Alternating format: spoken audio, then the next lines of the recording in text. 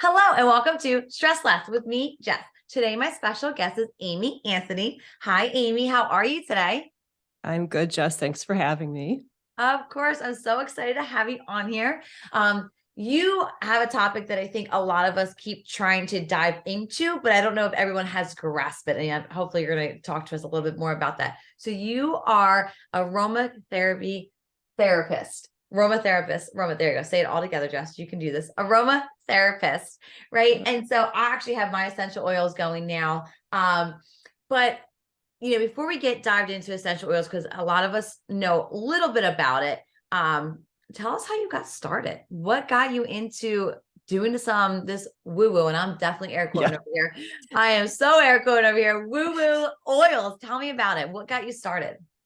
It's a fun question because I was in corporate America. I was in the market research industry, which I still love. But as a kid, I grew up in upstate New York. I played in like the swampy areas. It was like wetlands. My mom had me weeding when I was like 5 years old. I used to mow lawns, the whole thing. And then I wanted to become an herbalist. I wanted to become a landscape architect. That didn't happen. Right. And then I just went into business school. I moved to New York City because culture, like art museums, like I love art museums. I love all this good stuff. So I got the job, got my figure salary, and I was always lacking. And I always found a way to connect with nature. So fast forward to 2012, I started to get into the oils, and I couldn't tell you why then. And I'm grateful I got to quit my corporate job. I have an amazing spouse, shout out to him. But that's basically it. It was a way for me to find nature, and the oils found me, and I wanted to study them. I couldn't tell you why. I was compelled. And then I wanted to become certified. And then fast forward to 2015, I was looking for schools and I wanted to study in person, and holy expletive, 3 blocks away from me was the New York Institute of Aromatherapy. So I was like, yeah, I said, so the universe is like, hello. So I'm like, Brian, my spouse, I'm like, I need to do this. She's like, sure, go for it, whatever. And I just became certified. I got my second certification and I was asked to teach. And then I kind of fell into this. Like if you told me aromatherapy, even in 2014, I'd be like, huh? So I had found like my calling is aromatherapy education and awareness and helping people connect with the oils. And the oils are a way to connect us with nature and help us work with, to your podcast, stress and other things. Oh, wow. So cool. I always say this too. One of my favorite parts about one podcast is seeing how people start, because I always feel there's similarities to all our stories, right? A lot of it is, but the biggest thing is, we never planned it, right? We had this mindset, this is what I was going to do, and everything's going to be set in stone and nothing's going to change because I have the perfect plan. And not that you really fell on your face or that we know of it, but it's just like you weren't happy and you just found different things that do to keep you learning and keep your, mind going. And you fell in love with something and you're like, this seems cool. I'm going to keep going. I'm going to keep going. Yeah. And then you said all these signs are going, well, you could do something with it. Literally 3 doors down if you really wanted to do something with it. And so it's so cool to see that kind of growth. So now you teach, you talk about the oils, you talk about the awareness, we're doing a stress podcast. So my biggest one is, I like to ask people, first, let's get right to it. What is your favorite essential oil? You're the one that's always in the back pocket. What's that one? All of them. It's a seasonal thing. It's about, my job as an aromatherapist is to know the plants and their personalities. Yeah. Because in front of me, I have frankincense, petite grain, Scots pine. Who else did I pull? I have eucalyptus, all great for respiratory support. Which one do I choose? So it's my job to help guide, educate, blend, and steer someone. So I love all of them, but it's seasonal. So I've really been like with rose. Yesterday was Valentine's Day. I was smelling rose yesterday and spending time with it. So that's not the best answer, but it's my answer. Good, because you lead me to my next question. And my next question would be, so if I'm understanding what you just told me, that you listed at least what, 5 oils right away. And you said they're all respiratory. So when I'm hearing that, when you're talking about like you educate, you create awareness. So what you look like the one respiratory Frankenstein, right? If I Frankincense. yeah, frankincense. Thank you. You might do it, but I might get a different reaction. Is that what you're trying to tell me? That one might benefit you differently? Is it? Tell me more about that. Yeah. So the aromatherapist's job is to study, right? And to study, as part of it's the chemistry of the oils, and there's a shared chemical alphabet. And a lot of these oils, they share the same molecules in different proportions, and some have unique molecules. So let's say someone comes to me and let's just straight up, you're like, I'm presenting with congestion and I need help breathing. And I'm like, hey, eucalyptus. And you're like, I hate eucalyptus. I had this terrible experience in Australia. And I'm like, well, guess what? We can find something else. Yes. So it's part of knowing the plant and then also considering people's cultural differences, their preferences. Because with an aromatherapy, it's like a multi-layered cake of a lot of things happen like that. Yeah. And part of that's, I don't like this. This smells good. This reminds me of this. And then there's the actual physiological benefits and emotional benefits. Yes. So it's big. It is big. And that's kind of what I wanted you to kind of emphasize on too, because I think with social media and how easy accessible a lot of these things are, it's really easy for us. And I know you'll have your 2 cents, but I'll say it quickly. Really easy for me to go, okay, oh, I have respiratory issues. I have allergies. I'm going to Amazon eucalyptus, or I'm going to Amazon frankincense. And it's, as you know, it, my very little knowledge, I know that's not the best way. So I feel like you do your 2 cents and I'll follow up my next question. No, you're spot on. It's a multi-billion-dollar global industry, and that's ugly. And this is about a plant and its life and people that might go wild harvest or grow and cultivate and harvest and distill. And there's this whole, I hate supply chain because that makes it sound so terrible, but we're talking about a life force, the plants. If the plants weren't here, we wouldn't be here. They provide our oxygen, right? They provide food. So Amazon's not the place. Etsy's not the place. You want to go to a place where you could trace oils. If you want, I could give a few shout outs of companies, but I'm unbiased. I do not advocate for a single company. But Plant Therapy is one here. There's Still Point Aromatics, Nature's Gift. Those last 2 are smaller companies. They're family owned, but they source their oils, right? There's like Florihana in France, Floricopea in California, Zayat and Elixir up in Canada. So just, you want to find companies that sell, and you can just tell if it looks too slick, it's ugh, and oils, they should be traceable. They should have all the information, maybe lot numbers, batch numbers, because we're talking about, let me just say this. The flavor fragrance industry is huge.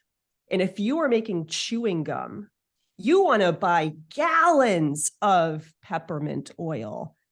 That's going to be a sad oil. If you're working with yourself, if you want peppermint for a pick-me-up and for pain relief, you want to get beautiful oil. And go to look at those companies. the sad oil and the beautiful oil. Because like you said, let's not hate on different companies. We're all how you're trying to live. We're all trying to do our thing for sure. Yes. But realizing that there's different qualities, just like a different burger, if you go to a fast food, so maybe compared to a high-end restaurant, right? It's the same thing in the oils. And, I feel like, and I always say this to a lot of the people I really connect with, is that we can really dive deep into this, right? But I think if my next 2 cents, I would love to have you say it too, is that I think we also realize just because it says 100% natural does not mean it's 100%. It doesn't mean it's good for you. And the way I always try to explain it to people is your feces are 100% natural. Oil is 100% natural. You ain't sitting there with a spoon in either of those bowls. So that's always fun. You have to have that clear cut. I love you. So when you see these naturals, it's like, yes, great. But so I would love your 2 cents on that. Yeah, the way I'd love to answer that to help with education to share with your wonderful audience is that essential oils are incredibly concentrated. So let's not even talk about the sad oils. Those might be distilled to a point where they're only trying to get certain chemical components. And we can now do that with CO2 extraction, which is crazy. But you want to take a gorgeous, beautiful oil and I'm sorry, I get so excited. I lose my train of thought. Oh, that's so sad. I love it. 100% natural, 100% natural. This is incredibly concentrated stuff. So even though it's natural, doesn't mean it's good for you all the time. Some components can actually be really dangerous. And that's the aromatherapist's job to know that stuff. But the thing is respecting the concentrated nature. So 1 drop of oil seriously is all you need to have a shift in how you feel. And I encourage you to try this if you haven't, or your listeners. And then I have to share something else. 1 drop of oil on a cotton pad and smell that, because you don't want to put it on your skin all the time undiluted. Because let me put it into this perspective. If I take 250 to 350 pounds, it depends on the season and location, of flowering lavender tops, I get a pound of essential oil. So that is important to think, because the plants only produce so much of the oil at certain times of the year.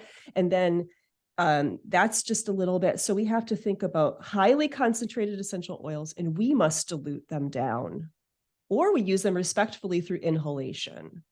Yes. So I'm going to pause. Yeah, no, you're giving me so many good things. Sorry. I'm listening because I'm even absorbing a lot of the things that you're saying as well. So, and it's cool because, I interview a lot of, women, essential oils are obviously part of my life, the best way I'm learning, I'm taking my time with it, but, I feel like I'm always learning something new. So I'm just absorbing a lot of things that you're saying. So only because of time, my next question for you would be, in the sense of oils and stress, but I'm thinking about my listeners. I'm thinking about their business owners. I'm thinking about busy moms. I'm thinking about that sense. And I know you listed that this could be a lot of different things. So in the sense of, what are some good ones for stress? And when I'm thinking stress, when I'm thinking an overworked mom, I'm thinking tired. I'm thinking motivation, right? And then I'm also thinking sleep. Do you have any ones that I should kind of dive in and research on?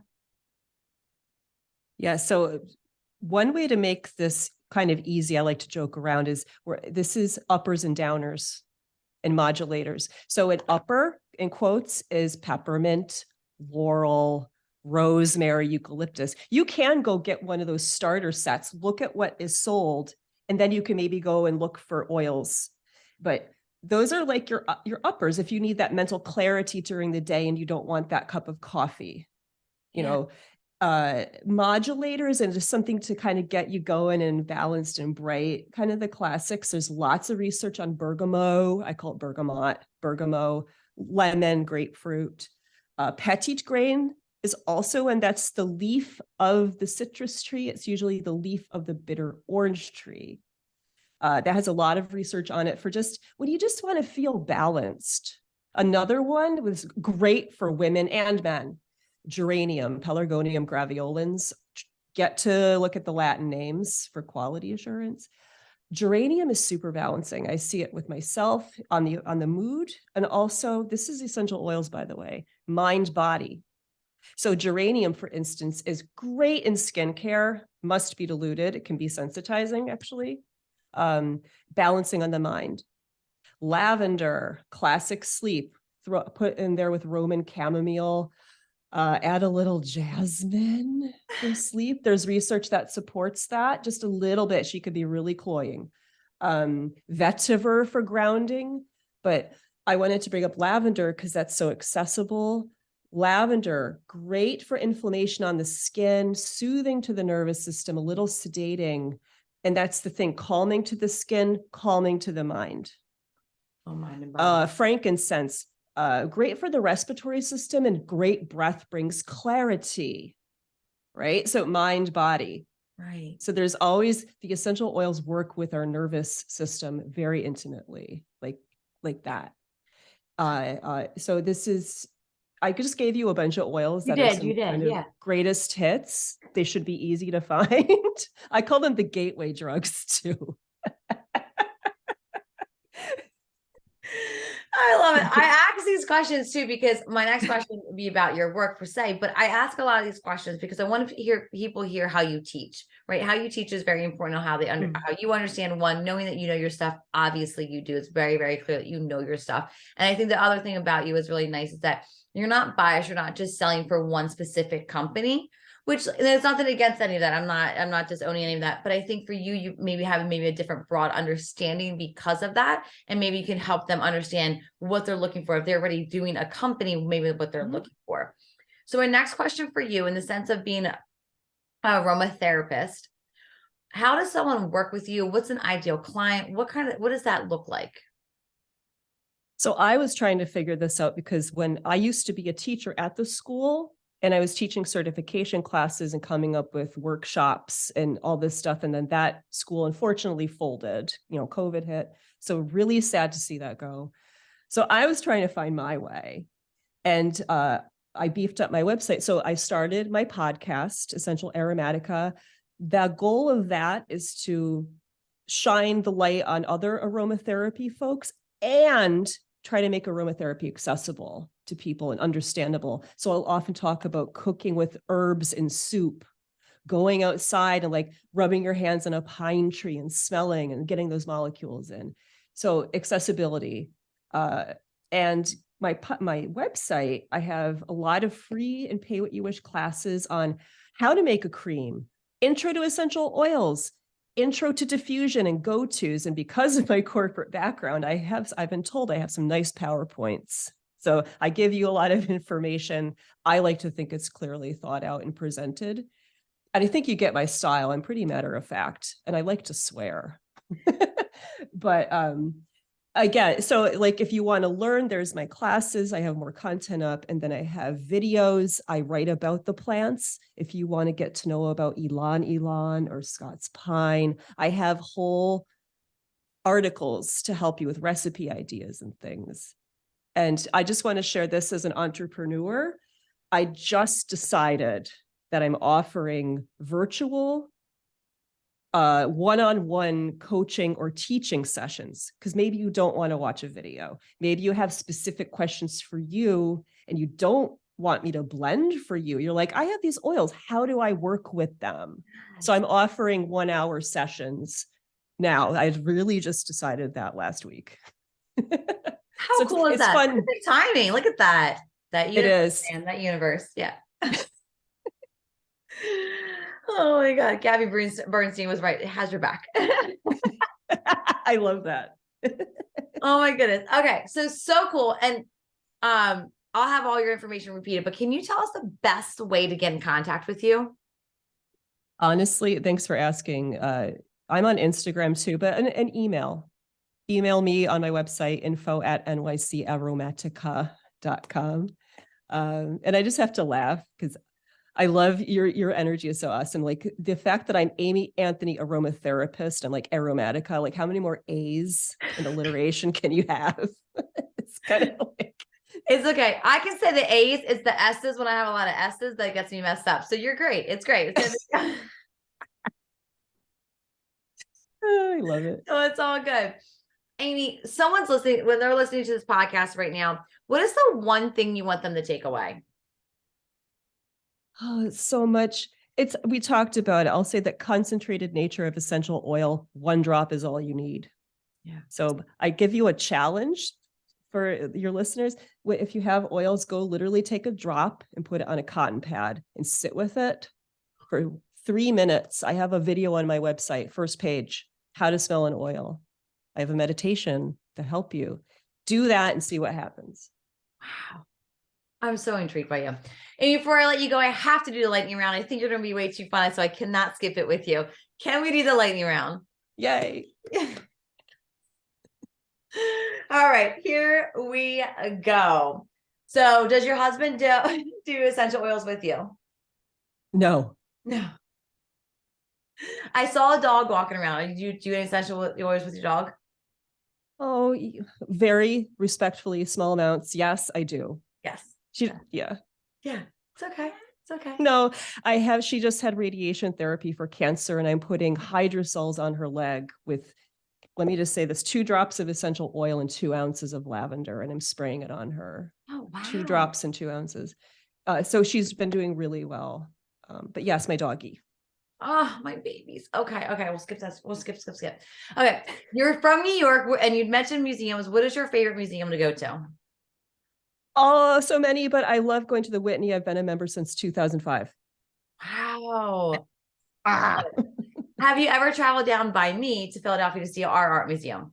I have. Okay, good. And then who is the person you call the most? My husband. Thanks, Brian. Sweatpants or yoga pants? Oh, neither. Jeans. Oh, really? Wow. Okay. I'm definitely all about the sweatpants. Yeah. I'm showing you my jeans. Oh, okay. I will not be doing that.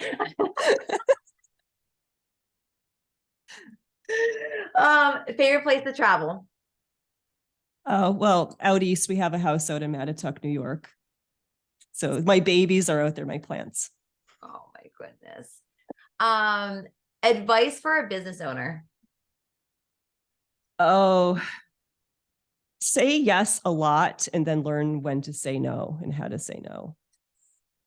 Oh, yes. It's my business would not be where it's at if I did not take that advice before. I 100% agree with that one. What is your favorite way besides essential oils to relieve stress? Just walking outside, trying to get sunlight, nature, fresh air. Yes. Yeah. Oh my goodness.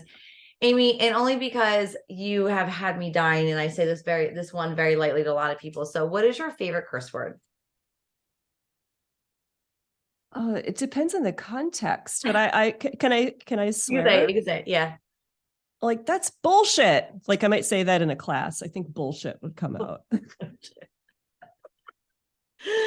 I love it. Amy, seriously, thanks so much for connecting with me. I had such a blast with you, full of laughs. Your energy is awesome and you really, really know your stuff. So, and I think you showed it so well in here. And I just really appreciate everything you have to offer. So thank you.